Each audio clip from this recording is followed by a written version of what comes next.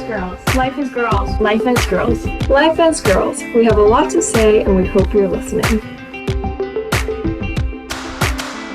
Hi everyone, I'm Maddie, your host today on Life as Girls. Today I am hanging out with Erica.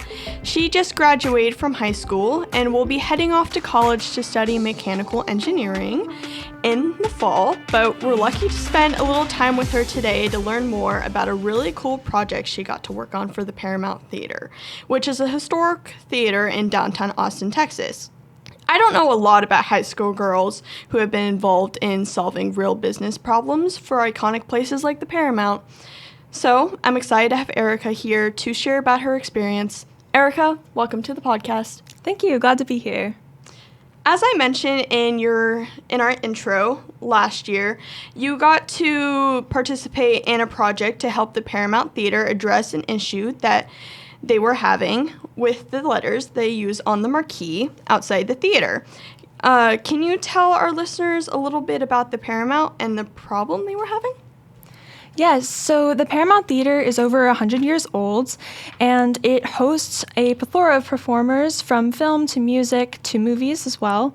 And so one of the ways they announce the acts to the Austin community is through their marquee. And this marquee hasn't been around since, I believe, the 1950s, and it's one of the last remaining physical marquees that a theater has. And unfortunately, due to COVID, the original supplier for their letters went out of business, and so they had begun looking for new ways to create these letters to continue the legacy that they have. Oh.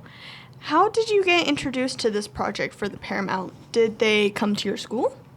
So I'm a member of the first robotics competition team 2081, the Lady Cans, and we partner with Girl Scouts. And so one of our team mentors is very involved in the theater, and so he brought them to us with the problem that they had and suggested that we try and incorporate 3D printing and design into creating the new letters for the Paramount Theater. Oh, got it. So before we talk more about the Paramount project, first tell us a little bit about the Lady Cans. Yeah, so we're a team of around 50 girls, and you can join the team from 6th grade all the way up to 12th grade. And so we compete as part of First Robotics, which is the first robotics competition, which is the highest level typically associated with high schoolers, but we're lucky enough to allow 6th graders to join our team so they can get a head start.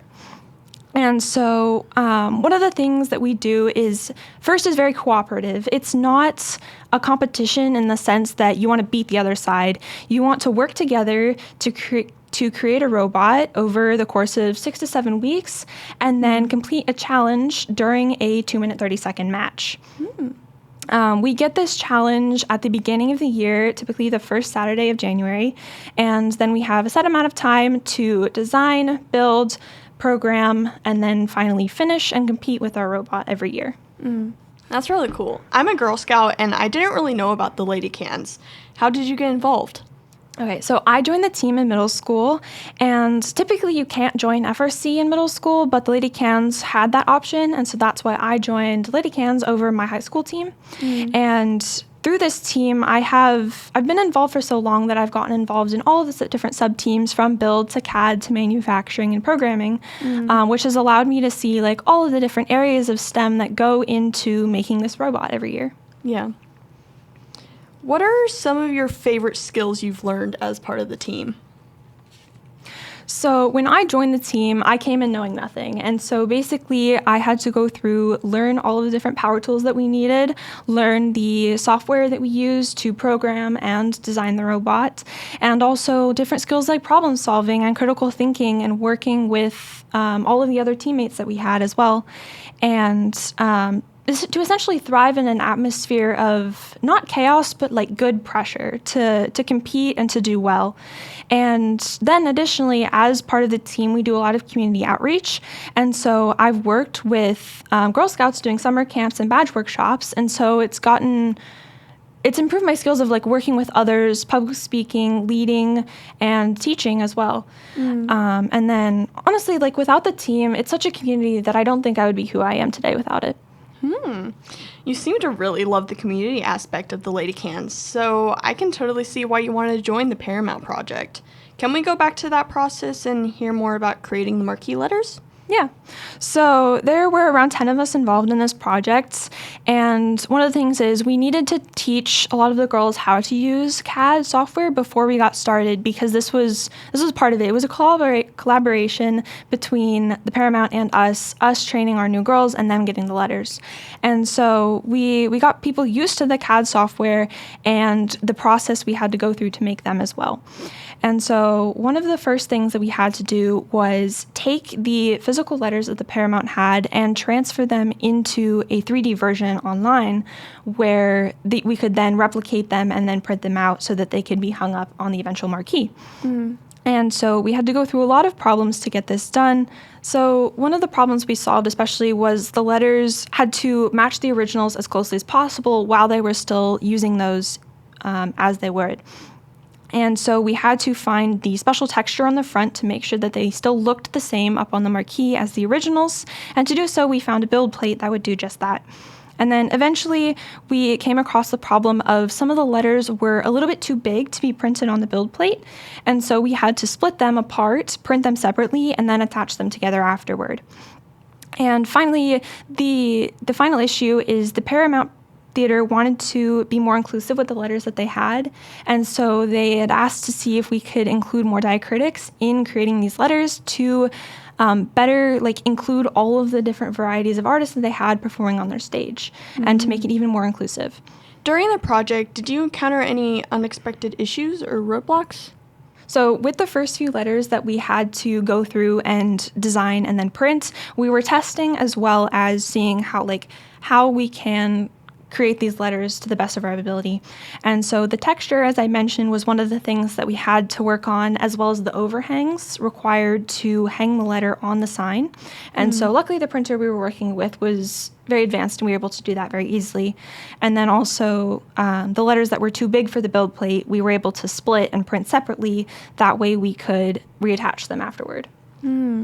I was wondering, is it continuous? Are the lady cans going to keep on, creating new letters and that kind of stuff? Or did you produce, a supply that probably, we never have to produce more at the Paramount? Yeah, so with the Paramount, basically what we did is all of the letters have their each individual file, and so we sent all of the files to the Paramount so that they can print however many they want. We went through and added attachments for all of the diacritics that we wanted to add, so the letters themselves can be printed separately, or they can have diacritics added onto them after printing. And so that they have all of the files and the combinations necessary to make all of the letters that they want to have. And so basically we're kind of done. We're available if they need help, like printer troubleshooting, or if they maybe have one more letter or accent that they want to have. We can obviously go back in and help, but mainly it's their project now. Yeah. Because we also have a lot of things to be doing as well, and we can't just be constantly working on that. Yeah, that makes sense. What are you most proud of accomplishing through this project? So the Paramount Theater is very historic, and I am very proud to have helped contribute to their physical theater marquee being able to keep being up for the Austin area, as most of the other theaters have switched to digital signage, and it's really nice to be able to continue the legacy that they have. And also, 3D printing is a very modern solution. It's something that wouldn't have existed 20 years ago. And so it's really amazing to bring this new innovative technique to the Paramount Theater so that they can continue being the historic theater that they are. By creating new 3D printed letters, you've expanded what the Paramount is able to do on its marquee. For example, they have new characters, like the title, so names and words can be properly represented in Spanish. What does it feel like knowing you helped increase inclusivity? Yeah, so it's really nice to see all of the new letters and words that they're able to make. And with these diacritics, it's become a lot more inclusive, especially with the colors that we're able to add with 3D printing. Previously, it was just black letters. There were very, very few accents that they had, and a couple of the ones that they did were kind of thrown together, and they weren't super seamless. And so this new chapter that we've introduced has become more inclusive to all of the different artists that they have. And many of the artists have sent them messages saying, hey, thank you so much. This has made our day seeing our band or name be represented as we truly want. What did you learn from this project that you might take with you to new jobs? So one of the things that I've learned from this project is working with a lot of different people and keeping on top of tasks. We got the project in the beginning of May, and so we had a limited amount of time to be able to create these letters, make sure that they all worked, and send them off to the Paramount before build season started, and we essentially lost the time that we would have. And so this project was very much, how much can we get done over the summer? We're going to do our absolute best to get all the letters done. And then obviously, as soon as school starts, there's a little bit less time to work on it, so we're very focused on getting it done in the summer. And so one of that things is we had to manage our time very well and focus on who was doing what was happening when, and making sure that all of the girls who were obviously learning CAD at the same time were getting the work done to a level that was professional. And so I learned a lot of time management and keeping on top of tasks, and making sure that everything we were doing was up to a standard that could be presented to the Paramount Theater. Mm-hmm. How was working with a client like the Paramount different from other assignments you've taken on, either with the Lady Cans or at school? So this was very different from what I've done in school. This was probably the first time I've worked with an actual business like this. Mm-hmm. And it's very new, I will say. But as part of the Lady Cans, we do a lot of outreach to the community. So we do a lot of similar projects like these. And in fact, back in COVID, one of the things that the team did was we 3D printed face shields for healthcare workers so that they could be properly protected in a time when social distancing and masking was much more common than it is now. And so this was really something that I enjoyed seeing because I was on the team at this time, but I wasn't super involved. And being part of a team that was making this impact in the community was really amazing. Do you think you'll ever come back to the Lady Cans to see how they're doing, once you leave and be a Lady Cans alumni? Yes, well, I'll always be an alumni of the team. Yeah. And I am staying in Austin for college, but I'm not going to mentor in the sense that I'm going to be at every meeting because I kind of need to take a break and focus on college. But I will never leave the first community. I will definitely be volunteering at events and occasionally popping in on meetings to see how they're doing. But I think for at least my first and second year as an alum, I will definitely be focusing on other things. But I will always support the team, and I will be always cheering them on at the competitions that they're at. It's sweet that it's had a big emotional impact on you. I love that. What does it feel like to have your work out there for all of Austin to see and enjoy? So I'm really proud of what we've done. I don't see it as my work. I see it as the team's work, where we're all part of the team. And so it's something that the team has worked on and spent time on. But I will say my favorite part is driving downtown and seeing the colored letters up, because I know for a fact that the team helped with those.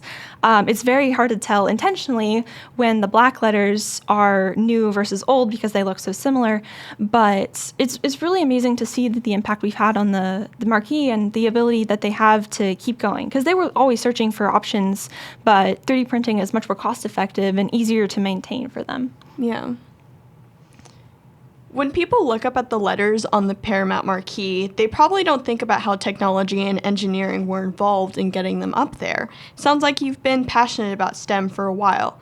What is a common misconception about STEM fields that you want to dispel? So one thing about STEM that I think people forget is that you need to be creative. STEM has a lot of problem solving and innovating, and one of the things that comes with that is being creative. You have to think of new ideas that maybe not exist before, or take something that does exist and turn it into something new. And creativity is a huge part of that, especially with robotics. The creativity that we have to come up with new ideas every day is insane, and we have so many people who are really good at that. And it's the same with the Paramount. We had to come up with new creative ways to attach the diacritics to the letters to where they wouldn't be as visible when they were up on the marquee, and creatively printing the letters in two halves so that they could be connected and look like one whole letter. And being creative is a huge part of that. We wouldn't be doing what we are without creativity. Statistics tell us that girls today are more interested in STEM fields than they ever have been, but their confidence in their STEM abilities is actually on decline. You seem to have a lot of STEM confidence. If a girl is interested in STEM but is afraid of taking another STEM class at school because she's afraid she's not smart enough or might get a bad grade, what advice do you have for her? So I would say there's no such thing as not smart enough. there's just maybe room for growth. Like with everything that I've learned, I have grown so much as a person. When I first joined Lady Cans, I barely knew anything about STEM as a whole. And so there's always room to grow and learn, and especially to fail, because you really don't learn from getting everything correct the first time. If you don't fail, you don't know where you can improve. And that's the thing, is you have to focus on what you can learn and how you can grow versus what grade you get. Like in the STEM classes that I've taken, I've failed a few assignments, but that doesn't mean I'm not smart. I'm just learning, and that's something you really have to focus on. That's great advice. And that's all the time we have for today. Erica, thanks for joining me. And thank you all for listening. We'll see you next time on Life as Girls. If you enjoyed this episode of Life as Girls, be sure to write a review and subscribe wherever you get your podcasts. And a big thank you to our sponsor, the Girl Scouts of Central Texas. You can learn more about them at www.gsctx.org. If you are interested in sponsoring this podcast, or if you have a topic you'd like for us to talk about, email us at communications@gsctx.org. See you next time.